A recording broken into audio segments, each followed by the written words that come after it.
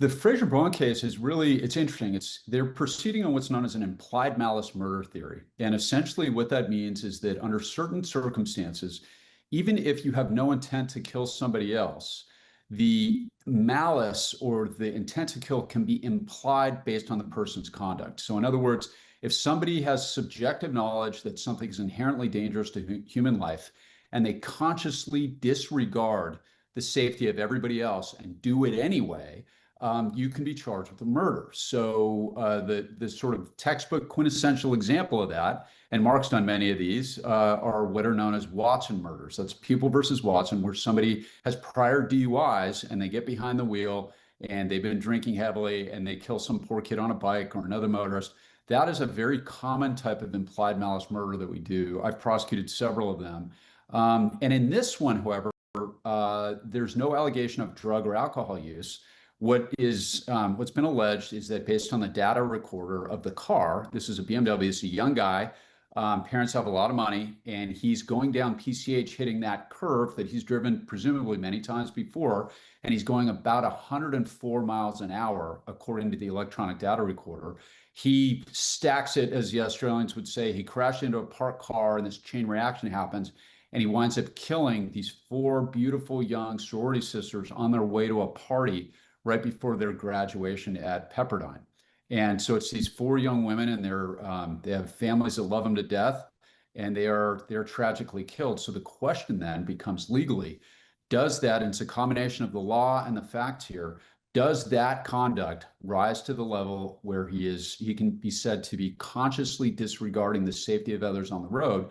Alan Jackson, who's a friend of mine and Mark's going back many years, he was the defense lawyer on the Karen Reed case famously. Alan just did what's called a 995 motion, where he challenged the sufficiency of the facts on this under an implied malice theory. This Bohm has also been charged in the alternative with. Well, hang on a second. Let me interrupt you. I think we got some video on that. Maybe we want to see what Alan Jackson has to say about that speed. Is that okay? Sure. Let's do it. It starts with one truth, a legal truth here in California. Speed cannot be treated as malice. Speed cannot be treated as malice. That is the rule in the state of California. It's not made up by the defense, it's not made up by me. It's not a tagline. It's the rule of law in California recited in a statement handed down to the lower courts by the Supreme Court Justice Kelly Evans. What happened on Pacific Coast Highway, I could not be clearer about this, was a tragic collision. But tragedy does not equal murder. And the law does not permit the district attorney to convert a fatal accident into second-degree murder simply by calling speed malice. So I've had, and I think I swore, and I think 8 years ago, I tried my last one of these. I tried it about 30 miles away from here in LA County, and it was a 17-year-old young man, wonderful kid from a wonderful family. And the implied malice that Matt was talking about, so that people understand, originally the Watson admonition or the Watson theory was drug or alcohol. What has happened is prosecutors have pushed the envelope so that now any kind of warning. I've had cases where somebody was warned that they were speeding by a CHP, and they actually had the body cam 4 months before and said that was sufficient to know. I've had ones where they said somebody attended traffic school, and that traffic school supplied the mens rea so that you could imply the malice. In this case, I've tried this identical case, and the reason I bring it up is, it is, to my mind, people always say, how do you do this, or how do you sleep at night? I lost more sleep over defending that 17-year-old than virtually any case I can think of. And not just because of him and his family, but therefore the grace of God, the victims in that case. I mean, destroy a family there, destroy families on both sides. The jury ended up in that case with, when you don't have drugs, don't have alcohol, and it's just speed, and you've got a kid that presents well, they hung 9-3 and for acquittal, and the murder was dismissed. But what ends up happening even if you try the greatest case in the world from a defense standpoint, the jurors tend to compromise. If you charge the implied malice murder and you're arguing as the defense a not guilty, what comes in between is that lesser of a vehicular manslaughter, and that's where jurors tend to land.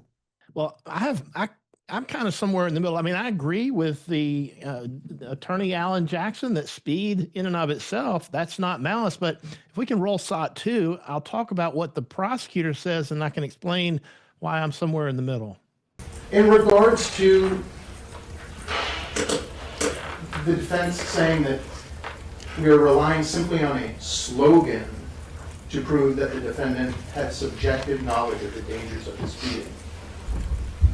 It was the defendant himself in the statement who turned the slogan into something personal to him. That he had 2 of his best friends die as a result of speed. The defendant had the knowledge. He admitted that he had the knowledge. So, I like to describe malice as an abandoned and malignant heart. And that I didn't just make that up. It comes out of the law.